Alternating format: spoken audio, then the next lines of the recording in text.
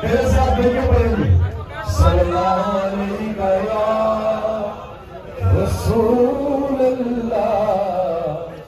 वसल्लम अलैका या सारा पीछे मंडी या साथ गुजरा सबसे पीछे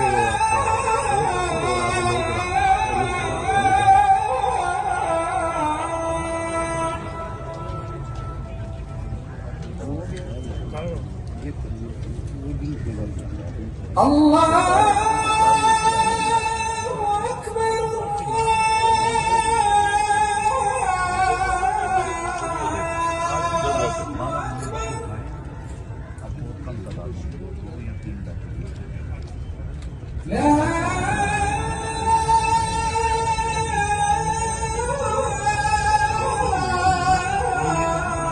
तो नजर आ रहा है सामने लिखा हुआ है जुल्म मिटने के लिए दो चीजों से मिटेगा भाई।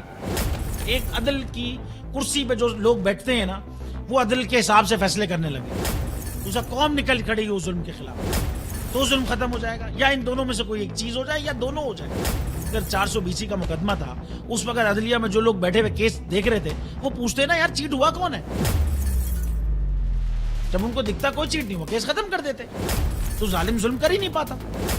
9 जजेस ने नोट बिफोर किया मेरे केस को यार, 1.5 साल चला। शख्सी जमानत का केस, सेम केस इस्लामाबाद में कर दिया। एक ही इल्जाम पे 2 केस हो नहीं सकते भाई। मतलब 60 दिन का वक्त होता है, 102 दिन के बाद मैं जीत गया, केस बरी हो गया, 102 दिन के बाद अपील फाइल की, एक्सेप्ट कर ली। नहीं करते ना एक्सेप्ट, खत्म हो जाता ना जुल्म यार। भरी अदालत में मुझे बरी कर दिया, फिर पता नहीं क्या हुआ 2.5 घंटे बाद का नोट बिफोर, मैं नहीं सुनता ये केस। खड़े रहते अपने फैसले पे, मिट जाता जुल्म।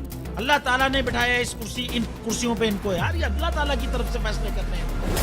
तो या तो ये फैसले आएंगे जुल्म मिट जाएगा, या कौम खड़ी हो जाएगी जुल्म के खिलाफ।